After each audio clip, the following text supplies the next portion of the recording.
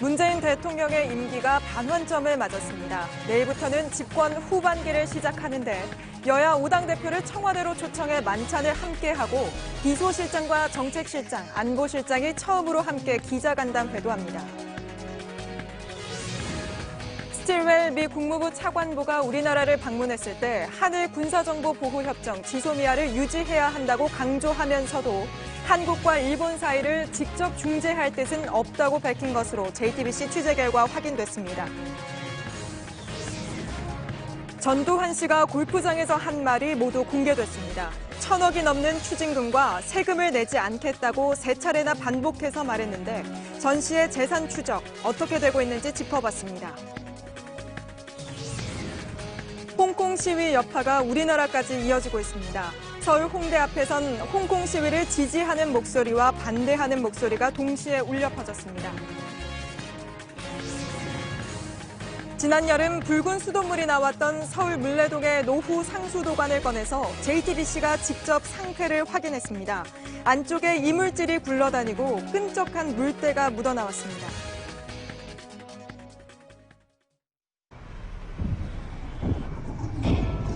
정전에도 문제없이 현재 시각을 알려드립니다. 현대 수소전기차. 문재인 대통령이 오늘로 정확히 임기 절반을 채우게 됐습니다. 내일부터는 반환점을 돌아 집권 후반기를 맞게 되는데요. 문 대통령은 내일 여야 5당 대표와 만찬을 합니다. 비서실장과 정책실장, 안보실장 등 청와대 3명의 실장은 기자간담회도 여는데요. 모두 앞으로 국정 운영의 동력을 얻기 위한 일정으로 보입니다. 오늘 뉴스룸은 임기 시작부터 지금까지와 또 후반기 과제에 대한 분석으로 시작합니다. 먼저 허진 기자의 보도입니다. 2017년 5월 10일 문재인 정부는 높은 국민적 기대 속에서 출범했습니다. 그런 기대는 임기 시작 3개월 평균 지지율이 민주화 이후 역대 대통령 중 가장 높은 81%로 이어졌습니다. 4.27 판문점 선언과 9.19 평양 공동선언 등 남북관계가 해변기를 맞았고 두 차례의 북미 정상회담도 견인했습니다. 개혁 작업과 적폐청산이 이어지는 가운데 일자리 등 경제 성과를 두고선 논란이 이어졌고 최근엔 조국 전 법무부 장관 사태까지 겹쳤습니다. 이런 가운데 청와대는 정치 복원을 시도하고 있습니다. 후반기 임기 첫날인 내일 문재인 대통령이 여야 5당 대표를 청와대로 초청해 만찬을 함께하는 겁니다. 모친상 조문에 대한 답례 형식이지만 자연스럽게 후반기 국정 운영에 대한 협조를 구하게 될 것으로 보입니다. 만찬에 앞서 노영민 대통령 비서실장과 김상조 정책실장, 정의용 국가안보실장 등 청와대 3실장은 기자 간담회를 합니다. 현 정부에서 처음으로 3실장이 동시에 언론 앞에 서서 후반기 국정 운영 방향을 설명하는 것이어서 주목됩니다. JTBC 허진입니다. 문재인 대통령은 내일 여야 5당 대표와 만찬을 함께하는 걸로 집권 후반기를 시작하게 됩니다. 문 대통령이 풀어야 할 집권 후반기 과제들을 정치팀에서 국회반장을 맡고 있는 정강현 기자와 짚어보겠습니다. 자, 정 기자, 바로 어제 문 대통령이 주재한 반부패 정책 협의회 회의 있었잖아요. 네. 사실상 집권 전반기를 마무리하는 마지막 공식 일정이었던 셈인데, 자, 후반기 국정 운영 방향이 여기서 이제 분명히 제시가 됐죠. 그렇습니다. 우선 사진부터 한번 보시겠습니다. 어제가 5차 회의였습니다. 4차 회의 때까지는 없었던 공정사회를 향한이라는 수식어가 새로 붙었습니다. 집권 후반기 국정 운영 기조가 공정에 뿌리를 두게 될 것이다. 이런 예고를 분명히 한 셈인데요. 문 대통령 말을 직접 들어보겠습니다. 예. 오늘 반부패 정책 협의회를 공정사회를 향한 반부패 정책 협의회로 확대 개편하는 것은 우리 사회 전반에 공정의 가치를 뿌리내리겠다는 정부의 강력한 의지와 각오를 분명히 하는 것이기도 합니다. 이 집권 전반기에 적폐청산을 통해서 이 국정 운영 원동력을 확보를 했다면 후반기에는 공정사회를 위한 개혁 드라이브로 새 동력을 삼겠다는 그런 의지로 읽힙니다. 예, 이렇게 공정이 후반기 국정과제로 운영 방향으로 확실하게 제시가 됐지만 야당은 생각이 좀 달랐습니다.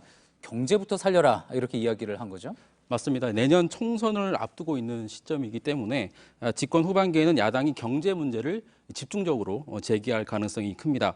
무엇보다 경제 문제가 국민들이 피부로 와닿는 그런 문제이기 때문이죠. 실제로 지난 1일 발표된 리얼미터 여론조사 결과를 보시면 응답자의 41.1%가 최우선 국정과제로 후반기 최우선 국정과제로 경제 활성화를 꼽았습니다. 예. 자, 청와대 역시 이제 집권 후반기에 풀어내야 할 가장 시급한 과제 중 하나는 경제다. 이 부분에 대해서는 동감을 하고 있겠죠. 그렇습니다. 지난달 22일이었죠. 국회 시정연설에서 문 대통령이 강조한 대목들을 한번 보시겠습니다. 가장 많이 언급된 단어 바로 경제였습니다. 그리고 이어서 공정, 혁신 이렇게 언급이 됐는데 집권 전반기에 이 소비 확대의 방점이 찍힌 이 소득 주도 성장을 강조했다면 후반기에는 이 투자의 방점이 찍힌 바로 이 혁신 성장으로 정책 기조가 옮겨갈 가능성을 엿볼 수 있는 대목이라고 할 수 있겠습니다. 예. 그리고 민주당 핵심 관계자도 제가 질문을 해봤는데 집권 후반기에는 혁신 성장을 뒷받침하는 그런 정책들이 주로 제시될 것이다라고 말을 하기도 했고요. 또 경제 문제에는 남북 관계 같은 외부 요인도 무시를 할 수가 없죠.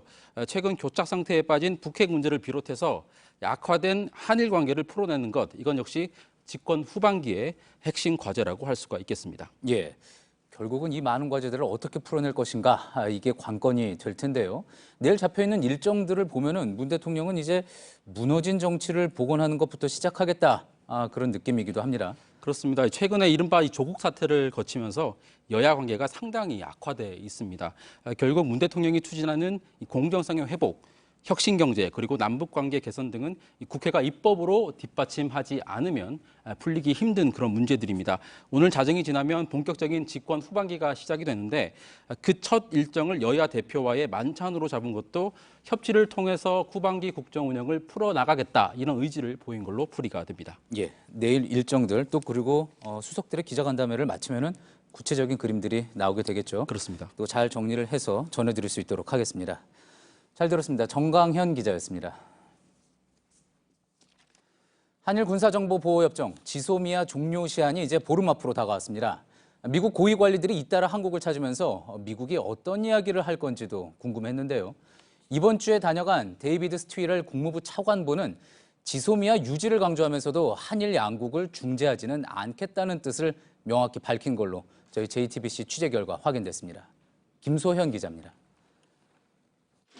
방한 기간 스틸웰 차관보와 직접 만난 한 인사는 미국은 한일 관계를 중재하지 않는다는 입장이 명확하다고 전했습니다.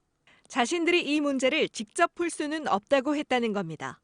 또 스틸웰 차관보는 청와대에 가서도 지소미아는 유지해야 한다고 얘기했지만 솔직히 결과는 어떻게 될지 모르겠다는 말도 했다고 합니다. 스틸웰 차관보는 지난 6일 청와대에서 김현종 국가안보실 2차장과 70여 분간 만났습니다. 앞서 조세영 외교부 1차관과 만나서도 지소미아는 한일 양측이 협의해서 풀어야 하는 문제라고 밝힌 걸로 확인됐습니다. 다만 미국 측은 양측 간 협의가 잘 진행될 수 있도록 독려해 나가겠다고 말했다는 겁니다. 이런 가운데 오는 14일 마크 에스퍼 미 국방장관이 우리나라를 찾습니다. 미 국방부는 이번 방안에서 지소미아 연장을 압박할 뜻을 공개적으로 밝혔습니다. JTBC 김소현입니다. 예, 이렇게 지소미아 협정 그리고 방위비 분담 협상 같은 굵직한 현안을 두고 미국의 고위 관료들이 잇따라 한국에 오고 있습니다. 이들의 협상 전략이 무엇인지를 아는 게 중요할 텐데요. 취재 기자와 하나하나 좀 짚어보겠습니다. 정재훈 기자, 조금 전 이제 리포트에서 나왔던 것처럼 스틸웰 차관보는 지소미아를 재연장하라, 유지하라 이렇게 이야기를 하면서도 한국과 일본 사이의 중재는 또 안 하겠다고 밝혔습니다. 그러면은 미국은 앞으로 지켜만 보겠다는 입장이다, 이렇게 생각을 할 수 있을까요? 일단 미국은 절충안으로 지소미아 종료 시한을 조금 미뤄서 그 기간 동안에 한일 간의 해법을 좀 찾아보자라는 얘기도 한 바 있는 걸로 알려졌습니다. 다만 한일 간 해법을 찾는 데 있어서는 미국이 직접 끼어들진 않겠다는 겁니다. 그렇군요. 네. 자, 미국이 압박을 계속하고 있고 일단 지소미아 유지하라는 입장은 분명히 밝혔습니다. 그렇다면 혹시 만약에 지소미아가 이대로 종료가 됐을 때 우리에게 어떤 불이익이지 않겠느냐 그런 우려도 나오는군요.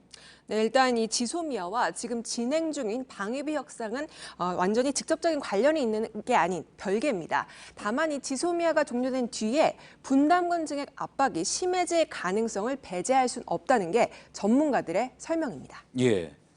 자, 최근에 그러면은 미 고위 관료들이 한국을 잇따라 찾고 있는 그것에도 지금 정재윤 기자가 이야기한 그런 배경들이 깔려 있다 볼 수 있겠군요. 네, 일단 스틸웰 차관보 그리고 드하트 방위비 협상 대표가 같은 날 들어왔죠.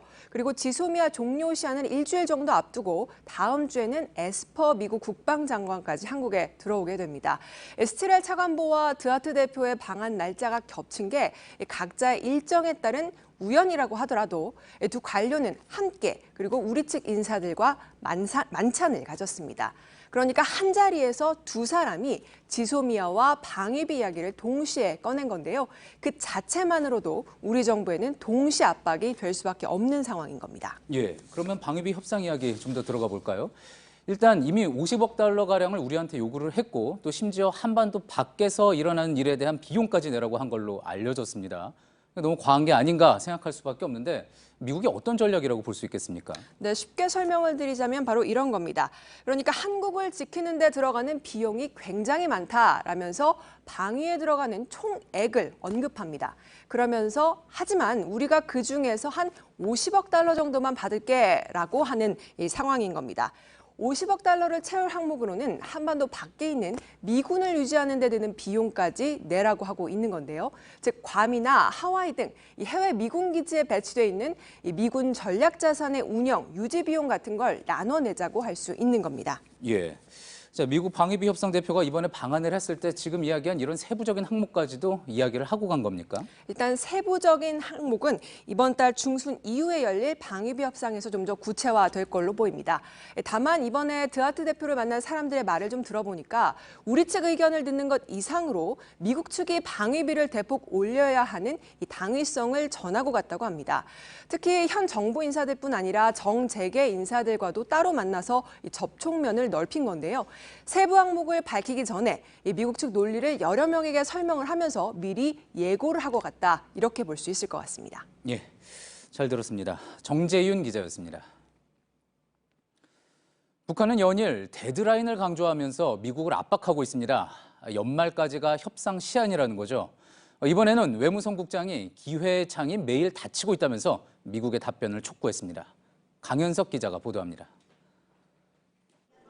모스크바 비확산회의에 참석한 조철수 북한 외무성 미국 국장은 연말까지 미국이 북미 관계 개선을 위한 답을 달라고 요구했습니다. Мы уже дали США довольно много времени, и действительно вот до конца текущего года мы ждем какого-то результата со стороны США. 그러면서 하루하루 시간이 흘러가고 있다는 취지로 압박했습니다. Мы очень надеемся, что все будет развиваться в позитивном ключе.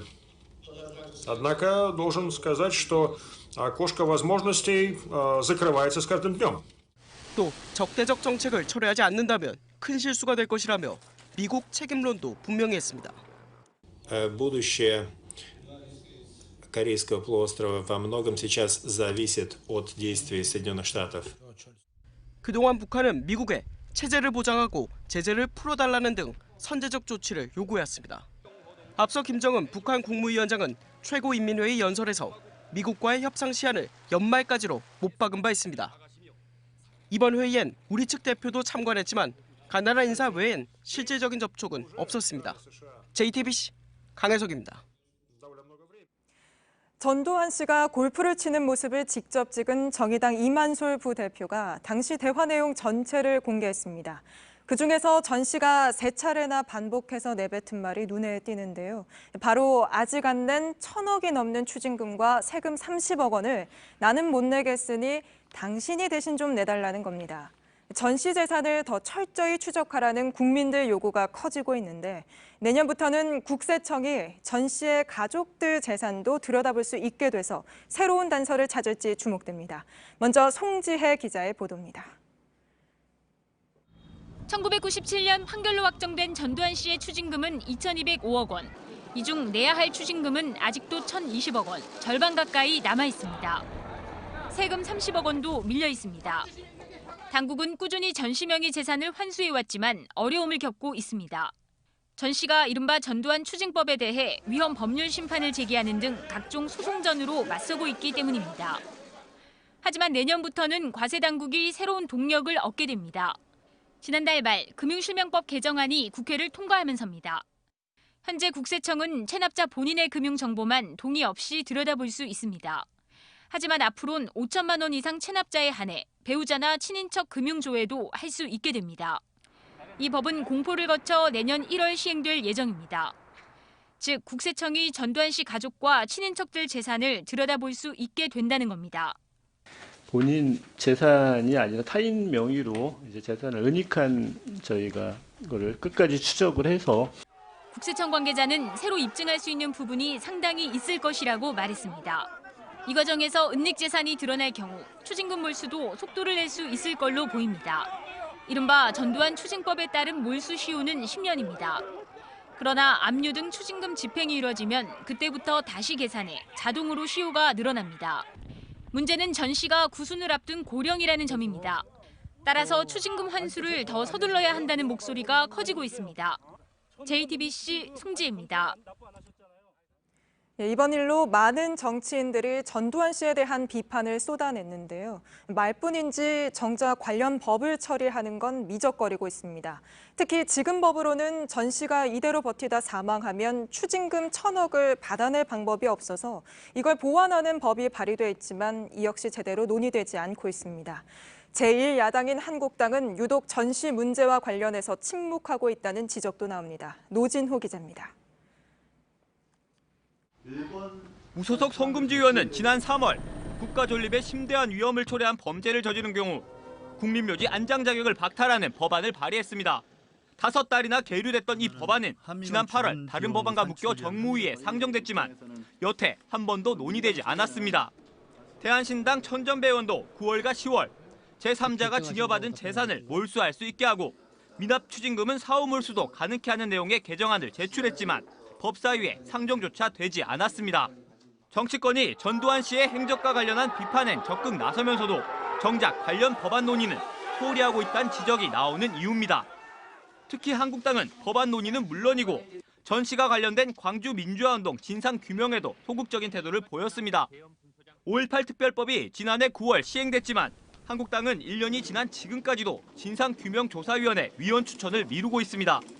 또 전 씨의 골프장 영상이 공개된 이후 어제 정치권에서 전방위 비판이 쏟아졌지만 한국당은 논평조차 내지 않았습니다. 지난 1월 전 씨가 골프장에 나타나 첫 골프장 논란이 일었을 때에도 같은 달 이순자 씨가 전 씨를 일러 민주주의의 아버지라고 지켜 세웠을 때에도 다른 정당과 달리 한국당은 침묵했습니다. JTBC 노진호입니다. 세월호에 대한 마지막 수사가 되도록 하겠다. 검찰이 이런 의지를 밝히며 꾸린 게 이번 특별수사단이죠. 특수단이 본격적으로 기록 검토에 들어갔는데 첫 번째 수사 대상은 어떤 게 될지 최윤경 기자가 전해드립니다. 세월호 참사 특수단이 밝혀야 할 의혹은 참사 원인, 당국의 부실 대응, 진상규명 수사에 대한 방해 크게 3가지입니다. 이 중 사회적 참사 특별조사위원회가 발표한 이른바 희생자 이송 지연 의혹이 우선 수사 대상이 될 가능성이 있습니다. 특조위는 지난달 31일 참사 당일 맥박이 남아있는 임경빈 군을 발견하고도 해경이 헬기가 아닌 배로 옮겼다고 발표했습니다. 부실한 조치로 골든타임을 놓쳤다는 겁니다. 또 핵심 증거의 하나인 세월호 내부 CCTV가 조작됐다는 의혹을 밝히는 것도 시급한 과제입니다. 속도를 내지 않으면 책임자 처벌이 어렵기 때문입니다. 직권남용과 업무상 과실치사의 공소시효는 7년이라 1년 반밖에 남지 않았습니다. 검찰은 5년 전 수사 결과 발표에서 세월호 CCTV 영상 일부가 손상됐을 가능성이 있다면서도 조작된 정황은 없다고 했는데 이번엔 달라진 결과를 내놓을지 주목됩니다. JTBC 최윤경입니다. 홍콩에선 벌써 5달 넘게 시위가 이어지고 있죠. 이번엔 많은 홍콩 시민들이 거리로 나와서 촛불을 켰습니다. 경찰이 쏜 최루탄을 피하려다 변을 당한 걸로 추정되는 대학생이 결국 어제 숨졌기 때문입니다. 홍콩 시위의 여파는 이제 국내로까지 이어지고 있습니다. 오늘 서울 홍대 근처에선 여러 시민단체들이 모여서 홍콩 시위를 지지하는 집회를 열었는데요. 박민규 기자가 현장 다녀왔습니다. 붉은 바탕에 흰 꽃무늬가 그려진 깃발, 그리고 자유 홍콩이란 손팻말. 홍콩의 민주화 요구 시위를 지지하는 연대 집회가 서울에서도 열렸습니다. 집회는 묵념으로 시작했습니다.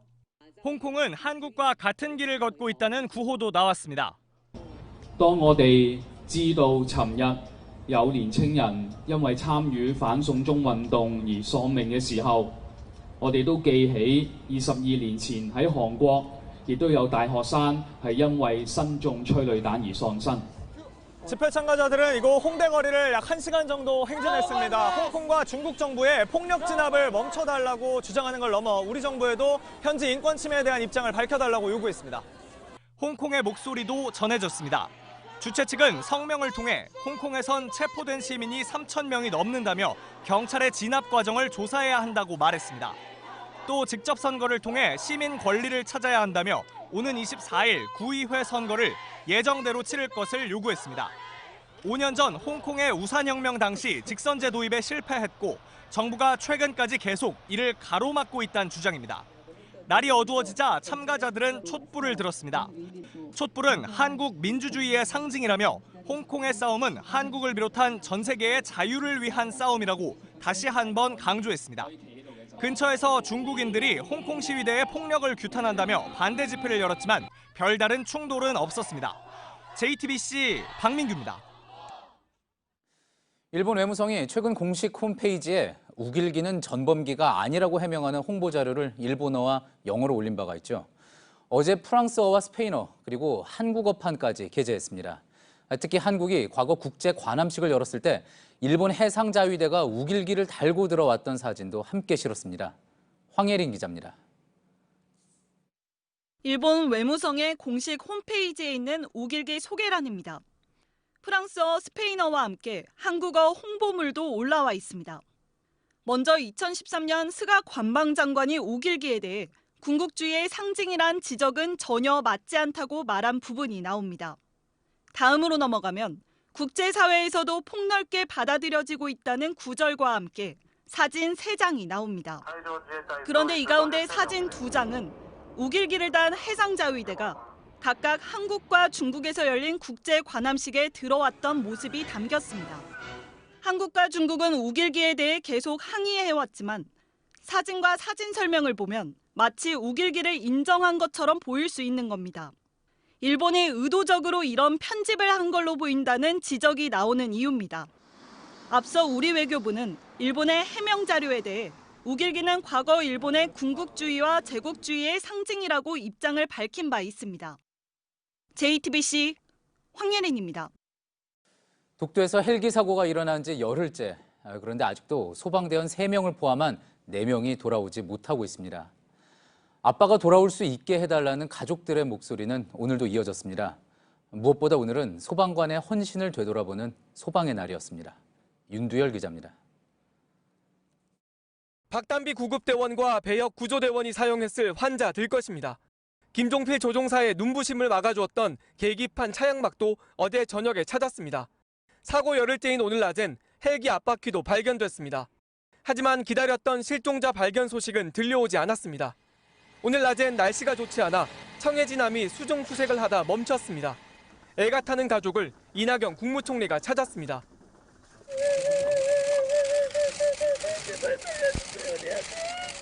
왜 이제 왔냐는 원망이 나왔습니다. 지금이라도 최선을 다해달라는 당부도 쏟아졌습니다. 저희 아빠를 비롯해 아직 돌아오시지 못한 실종자분들을 꼭 끝까지 최선을 다해 찾아주신다는 약속을 다시 한번 해주세요. 수색 해역을 넓히고 잠수사 등 민간 전문가의 도움을 받자는 가족들의 요청에 이 총리는 검토하겠다고 했습니다.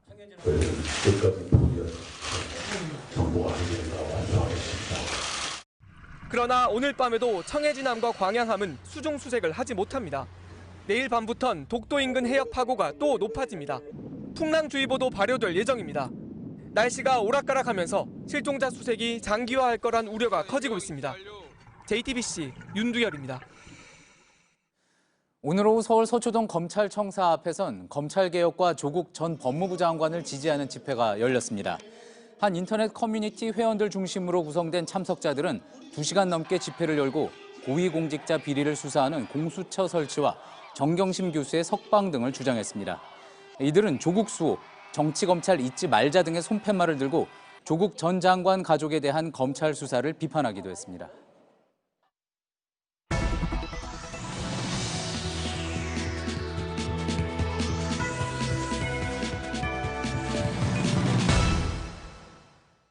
지난 6월 서울 물레동에서 붉은 수돗물이 나와 시민들이 불편을 겪었습니다. 서울시는 당장 내년까지 낡은 상수도관 전부를 교체하겠다고 밝혔죠. 지금 어떻게 진행되고 있는지 송승환 기자가 현장에서 살펴봤습니다. 며칠만 써도 거기에 녹물이 시커멓게 변하는 현상을 채소를 씻어야 되나 말아야 되나 쌀을 씻어야 되나 그런 거 걱정은 많이 했었죠. 만약에 그걸 피부에 직접 닿고 마셨다고 생각하면 얼마나 찝찝하겠어요. 서울시가 붉은 수돗물의 원인으로 지목한 건 땅속에 묻은 지 40년 가까이 된 노후 상수도관. 서울에 남아있는 138km의 노후 상수도관을 완전히 교체하겠습니다. 늦어도 내년까지 공사를 마무리하겠습니다. JTBC 취재진이 입수한 서울시의 노후 상수도관 지도입니다.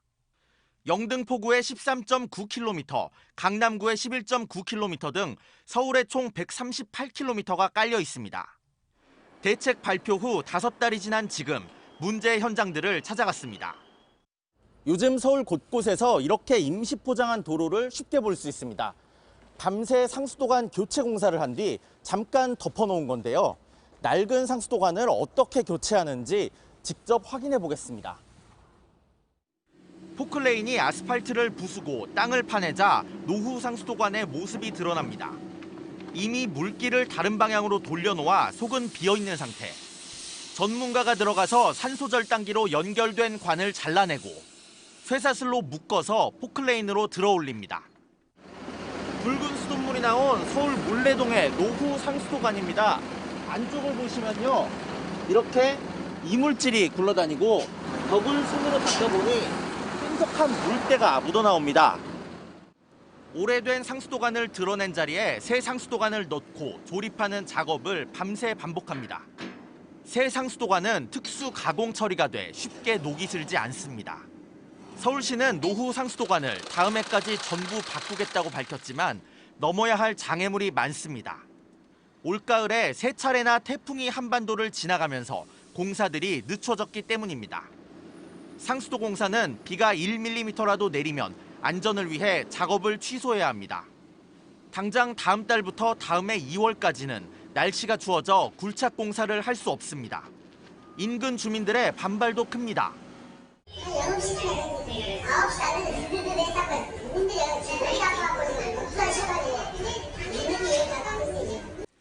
한 공사장에서 하룻밤 작업에 바꾸는 상수도관은 4-5개가량. 200m를 나아가는데 땅을 파고 덮는 작업만 열흘 가까이 이어집니다.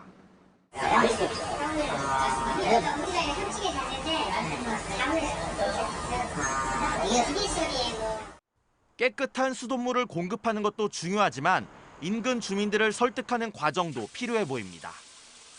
JTBC 송승환입니다. 한 달째 돼지 농가에선 아프리카 돼지 열병 소식이 들려오지 않고 있습니다. 그런데 어제 처음으로 멀쩡히 살아 움직이는 멧돼지에서 바이러스가 나왔습니다. 아직 안심하긴 어려운 상황이라는 건데요. 돼지고기 찾는 소비자도 많이 줄면서 결국 장관까지 나섰습니다. 정재우 기자입니다. 철원군 원남면에서 발견된 멧돼지에서 23번째로 아프리카 돼지열병 바이러스가 검출됐습니다. 포획틀에 잡혀있는 것을 군부대가 발견했습니다. 지금까지는 주로 멧돼지 사체에서 바이러스가 검출이 됐는데 멀쩡히 움직이는 멧돼지에게서 바이러스가 나온 건 이번이 처음입니다. 집돼지에서는 한 달째 추가 발병이 없는 상황. 정부가 확산을 막기 위해 약 43만 마리의 돼지를 모두 없애고 있는데 강력한 대책이 효과를 내고 있는 겁니다. 하지만 이번에 활동적인 멧돼지에게서 바이러스가 검출되면서 접경 지역에서는 아직 안심하기가 어려워졌습니다. 돼지고기 소비도 위축되면서 소매 가격은 지난해보다 10% 가까이 떨어졌습니다. 최근에는 소비 부진, 또 가격 하락 등으로 더욱 어려움을 겪고 있습니다. 아프리카 돼지열병이 전혀 사람에게 유해하지 않다는 것이 증명된 사실입니다. 정부는 돼지열병 피해 농가에 530억 원 규모의 자금을 지원하기로 했습니다. JTBC 정재우입니다. 보잉 737 맥스 기종의 운항을 중단했던 미국 아메리칸 항공사와 사우스웨스트 항공이 그 기간을 내년 3월까지 연장하기로 했습니다.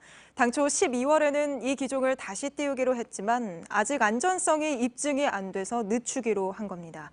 최근 구기종과 신기종에서 기체 내부 균열이나 소프트웨어 결함 같은 문제가 잇따라 발견되면서 737 기종에 대한 불안감도 커진 상황인데요. 지금 국내 저가 항공사들이 가장 많이 사용하는 기종 역시 바로 이 보잉 737입니다. 이 중 일부는 역시 운항 정지에 들어가 있는데 연말엔 737을 기반으로 하는 또 다른 저가 항공사가 나올 예정입니다. 이윤석 기자입니다. 항공기는 기종마다 면허가 다릅니다. 항공사가 새로운 기종을 투입할 경우 조종사와 정비 인력 등을 새로 뽑아야 합니다. 그래서 저가 항공사들은 단일 기종으로 운영하는데 특히 200명 정도를 태우고 가는 단거리 노선에 적합한 보잉 737을 많이 택했습니다. 항공사가 차리는 게 더 빠를 수도 있고 다 다르니까 자격증도 갖춰야 되고 정비 인력과 조종 인력 자격상도 다 달라야 되니까요. 문제는 중대한 결함이 발견됐을 경우입니다. 국내에서 현재까지 기체 내부 균열 문제로 운항이 중단된 737 항공기는 모두 11대입니다. 최신 기종인 737 맥스 모델 2대는 소프트웨어 결함 문제로 수개월째 방치돼 있습니다. 점검이 끝나지 않았기 때문에 운항이 중단되는 항공기가 더 나올 수 있습니다. 항공사뿐 아니라 제조사도 위기에 처했습니다. 보잉 측은 현재까지 전 세계적으로 1,100대 이상의 기체를 검사한 결과 5% 미만의 기체에서 균열이 발견됐다며 항공사들과 긴밀하게 협조해 빠른 시일 안에 안전하게 비행할 수 있도록 노력하겠다고 했습니다. 이런 가운데 연말엔 737을 기반으로 하는 저가 항공사가 새로 출범합니다. JTBC 이윤석입니다. 제주에는 한라산 말고도 독특한 화산체인 오름이 360개나 있습니다. 요즘은 가을 억새 보려는 사람들로 오름이 붐비고 있다는데 사람이 많아도 너무 많은 걸까요? 탐방객 발걸음에 붉은 경사면이 그대로 드러날 정도로 오름이 몸살을 앓고 있습니다. 최충일 기자입니다. 쾌청한 가을 하늘, 흩날리는 억새바디로 솟은 제주 용눈이 오름. 자세히 들여다보니 사람들이 다니는 길을 따라 불그스름한 오름의 속살이 드러나 있습니다. 오름면을 보호하던 야자수 매트가 사람들의 발걸음에 헤어져 붉은 경사면이 그대로 드러났습니다. 이곳에는 돌들까지 드러난 상태인데요. 이미 훼손된 분화구 구간에는 출입 통제 표지판까지 세워진 상태입니다. 이 오름은 가을철을 맞아 하루 3,000에서 4,000명, 한 달에 10만 명 가까운 탐방객이 오르고 있습니다. 제주 서부의 또 다른 오름입니다. 바람에 흔들려야 할 억새가 이렇게 쓰러진 채 누워 있습니다. 사람들이 많이 다니다 보니 이렇게 길처럼 뚫린 곳도 있습니다. 매년 들불축제를 해 유명세를 치르고 있는 이 오름도 최근 한 달 새 9만여 명이 찾았습니다. 다른 계절보다 4배 가까이 많은 수치입니다. 이렇게 한 해 정도는 쉬어가고 그 다음 해부터 다시 개방을 하고 그래서 더 많이 더 오래 사람들이 누리고 또 즐기고 하는. 제주도 측은 조만간 환경 전문가들과 오름의 실태를 살펴보고 일부 인기 오름에 대해 휴식연제 도입 등을 검토할 계획입니다. JTBC 최충일입니다. 미국의 억만장자죠. 트럼프 대통령보다도 18배나 많은 재산을 갖고 있는 마이크 블룸버그 전 뉴욕시장이 이번 미국 대선 레이스에 발을 담궜습니다.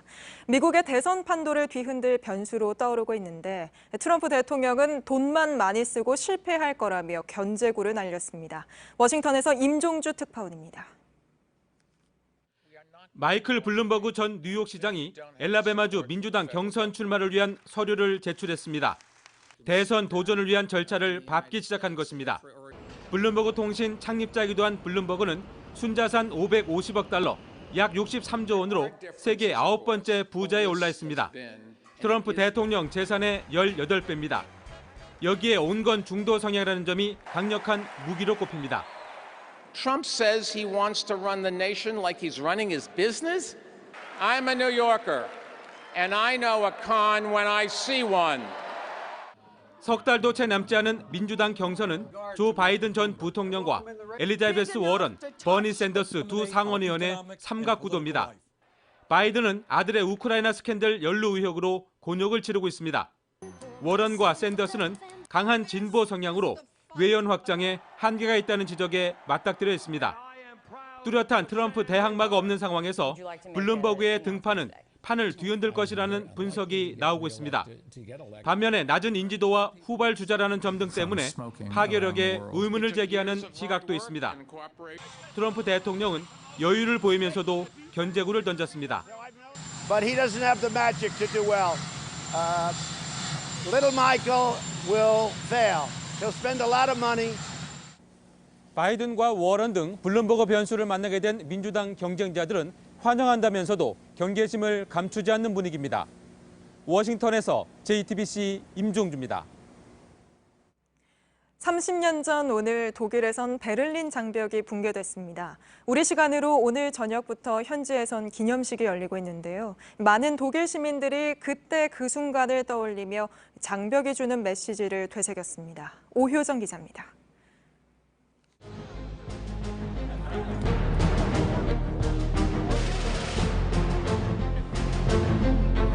년이 지난 오늘 옛 동독의 광장을 형형색색의 영상으로 물들입니다. 역사의 현장을 바라봤던 사람들은 하나둘 기억을 꺼내봅니다. an und meint, was machst du hier? Und geh raus, das ist Geschichte, du musst dahin. Saßen wir alle da, so wie die Mauer ist jetzt offen, also war das jetzt ein? 베를린 장벽 기념관에서는 오늘 붕괴 30주년 기념식이 열렸습니다. 최근 독일 안팎의 상황은 베를린 장벽이 품은 평화의 메시지를 더욱 간절하게 만들고 있습니다. 옛 동독 지역에 사는 시민들의 불만이 커진 데다 북대서양 조약기구 나토를 두고 미국과 유럽 동맹국들 사이에 파열음이 나오고 있는 겁니다. 통일 독일의 밝은 미래를 바라는 시민들은 어제 파랗고 노란 리본을 달았고 오늘 기념식에선 장미를 들었습니다. 30년 전 교류와 대화가 베를린 장벽을 허무는 물꼬가 됐듯 시민들이 붕괴된 장벽 앞에서 그 의미를 다시 찾고 있습니다. JTBC 오효정입니다. 전국 민주노동조합 총연맹이 전태일 열사 49주기를 맞아 오늘 서울 여의도에서 대규모 집회를 열었습니다. 이들은 차별 없는 일터를 보장하라고 촉구하며 정부가 탄력 근로제 확대 등 노동법 개혁을 강행하면 바로 총파업에 들어가겠다고 목소리를 높였습니다. 고속도로 갓길에 세워진 버스에서 불길이 치솟습니다. 오늘 오전 경남 양산시 경부고속도로에서 부산 방향으로 달리던 시외버스에 불이 났습니다. 불이 나자 운전기사가 바로 버스를 갓길에 세웠고 불이 번지기 전에 승객 28명과 함께 대피해서 다친 사람은 없었습니다. 회사 돈으로 딸을 돌볼 필리핀 보모를 고용한 혐의 등을 받는 침대 회사 시몬스의 안정호 대표가 검찰에 넘겨졌습니다. 경찰은 안 대표가 자신의 집에 들여놓을 가구도 회사 돈으로 산 걸로 조사됐다며 이렇게 쓴 회사 돈이 10억 원이 넘는 걸로 파악됐다고 전했습니다. 베트남 다낭에서 마약류를 투약한 한국인 6명이 현지 경찰에 붙잡혔습니다. 이들은 지난 5일 새벽 한 노래방에서 마약류인 케타민을 투약하다가 현장을 덮친 베트남 경찰에 체포된 걸로 전해졌습니다.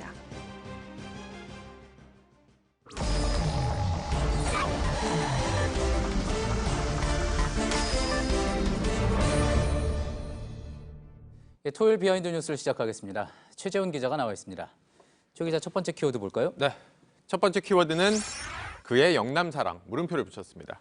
영남 지역 이야기하는 것 같은데 누구의 이야기입니까? 네, 자유한국당 황교안 대표가 오늘 대구를 찾았습니다. 이 지지자들이 모인 자리에서 대규모 결의 대회를 가졌는데 이 현장 영상을 좀 준비했습니다. 직접 보시죠. 우리 자유한국당 당원들이 이렇게 오랜만에 많이 모이니까 기분 좋죠? 기분 좋다.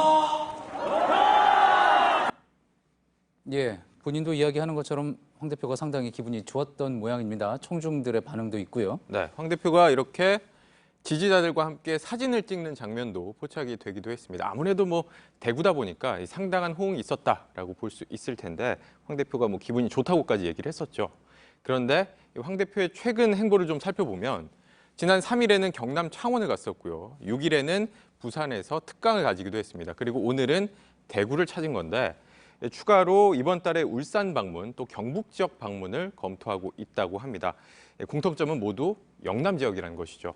이렇게 되면은 11월 한 달 동안에만 최소 영남 지역을 5차례 이상 방문하게 되는 겁니다. 예, 지역을 도는 행보를 하는데 그 지역이 이제 영남에만 몰렸다 그런 이야기군요. 네, 그렇습니다.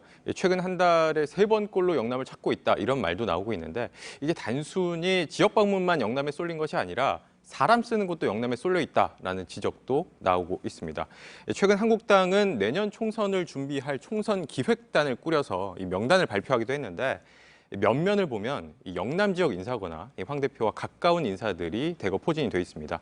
특히 중요한 자리에 누가 앉아 있는지를 살펴봐야 하는데 이 총선 기획단을 이끄는 단장에는 박맹우 의원, 지역구는 울산이고요. 영남입니다. 예. 그리고 총괄팀장은 삼선의 이진복 의원, 마찬가지로 부산, 영남이고요. 또 간사는 추경호 의원, 지역구는 대구, 마찬가지로 영남입니다. 예, 그렇군요. 자, 뭐 이것만으로 근데 모든 것을 판단할 수는 없는 걸 텐데 네. 최재원 기자 이야기한 대로 중요한 자리에 누가 앉았느냐 봤더니 영남 지역 의원들이 많았다. 그런 이야기군요. 네, 그래서 당 내부에서도 좀 불만의 목소리가 나오고 있습니다. 한국당의 사선 중진인 신상진 의원이 한 라디오 방송에서 공개적으로 이런 발언도 했는데 이건 목소리로 준비했습니다. 직접 들어보시죠. 예. 너무 영남권에 지금 치중돼 있어요. 그래가지고 영남에서는 사실 이제 조국 사태 이후로 아주 또 지지율이 많이 올라갔다고 그럽니다. 분위기도 좋아졌고요. 그런데 그런 주변의 인식으로 이 당을 좀 이끌어갔다가는 이 수도권의 이 참 아주 어려운 지역의 이 정서를 이끌어갈 수가 없어요. 네, 영남이 한국당의 지지 기반이고 뭐 갈 때마다 환영받겠지만 거기에 취해서는 안 된다. 험지, 그러니까 한국당이 환영받지 못하는 곳도 가야 한다. 이런 지적인데 또 추가로 수도권, 또 중도층, 외연을 넓혀야 한다는 얘기도 당 안팎에서 계속 나오고 있는 얘기입니다. 예. 그런 만큼 자꾸 영남만 바라보지 말라는 목소리가 당 내부에서도 나오고 있는 겁니다. 그리고 오늘 대구 방문과는 정반대 모습이 있었던 것도 좀 기억하시는 분들 계실 텐데 황 대표는 지난 5월에 당대표 취임 이후 처음 광주를 방문한 일이 있었습니다. 그런데 보시는 것처럼 항의하는 시민들로부터 물세례를 받았었고 또 경호하는 사람들이 저렇게 검은 우산을 펼치는 상황도 있었죠. 황 대표는 지난달에도 광주 방문을 검토를 했었는데 시민들의 항의로 무산이 됐습니다. 예, 알겠습니다. 다음 키워드 볼까요? 네, 다음 키워드는 또 등장한 헌금함으로 정했습니다. 예, 헌금함 이야기. 혹시 전광훈 목사 이야기입니까? 네, 전 목사 얘기가 맞습니다. 오늘 한기총회 전광훈 목사가 주도하는 범국민투쟁본부가 서울 광화문에서 집회를 또 열었습니다. 전 목사는 여기에서 또다시 문 대통령의 하야를 주장을 했는데 이런 얘기들을 했습니다. 4개월 전에 하나님의 성령을 들었다라면서 문 대통령이 물러나야 한다고 주장을 했고 또 한 주마다 10명씩 참가자를 늘려가면 저 청와대는 무너진다라고 발언하기도 했습니다. 예, 성령, 하나님의 성령을 들었다. 하나님의 뜻이 그렇다는 주장인 겁니까? 네, 뭐 전 목사의 주장인 것이고요. 사실 이건 경우에 따라서는 성령을 사칭해서 자신의 이익을 추구하는 성령 모독, 성령 회방이 될 수 있다는 지적도 있습니다. 실제로 그런 사례들도 많이 있었고요. 네, 오늘 집회에서는 또 문제가 됐던 헌금함이 또다시 등장한 것으로 알려졌습니다. 또다시 참가자들에게 헌금 명목으로 돈을 걷었다는 건데 문제는 전 목사가 이미 헌금 문제로 경찰에 고발당한 상태라는 겁니다. 예. 정치적 성격의 집회에서 종교 행사를 명분으로 불특정 다수에게 돈을 모았다는 혐의를 받고 있는 것인데 전 목사는 현재 내란 선동 혐의로도 고발된 상태인데 아직까지 경찰 조사에는 응하지 않고 있습니다. 이유는 문 대통령을 먼저 조사해야 한다라는 이유를 들고 있습니다. 경찰은 강제 수사도 검토 중인 상황인데 이런 상황에서 오늘 또다시 헌금함이 등장을 한 겁니다. 예, 전 목사의 저런 행보는 지금 개신교 내부에서도 문제로 지적이 되고 있는 것으로 알고 있는데 계속 논란이 될 수밖에 없을 것 같습니다. 네. 예, 잘 들었습니다. 비하인드 뉴스 최재원 기자였습니다. 오늘은 어제보다는 좀 따뜻해서 늦가을 즐기기 좋았지요. 내일은 오후부터 비가 내린다고 합니다. 또 올해 역시 수능 날에는 한파가 찾아올 걸로 보입니다. 조민진 기자입니다. 오늘은 막바지 단풍 구경에 나서기 좋은 날씨였지만 내일부턴 변덕스런 날씨가 이어집니다. 오후부터 서해안을 시작으로 전국에 비가 내릴 것으로 보입니다. 비는 내일 모레 월요일 새벽까지 이어질 것으로 예상됩니다. 수능 전날인 예비 소집일 13일도 중부 지역과 전라도 등지에 비가 내립니다. 수능을 보는 14일은 기온이 큰 폭으로 떨어질 전망입니다. 북쪽에서 찬 공기를 가득 품은 고기압이 내려오기 때문입니다. 특히 서울과 경기 북부, 강원 영서 지역에선 수능날 아침 최저 기온이 영하 2도 안팎을 기록하겠습니다. 바람도 강하게 불어 실제 체감하는 온도는 더 떨어질 것으로 보입니다. 5m 정도 분다고 하면 영하 5도 정도 체감 온도를 볼 걸로. 영하권 추위는 지난해보다 일주일 이상 빨리 찾아왔습니다. 수능이 끝나고 다음 주 주말쯤 기온이 다시 오르긴 하겠지만 아침 최저 기온이 5도 안팎, 낮 최고 기온도 10도 안팎에 머물 것으로 예상됩니다. JTBC 조민진입니다. 오늘 저희가 준비한 소식은 여기까지입니다. 시청해주신 여러분 고맙습니다.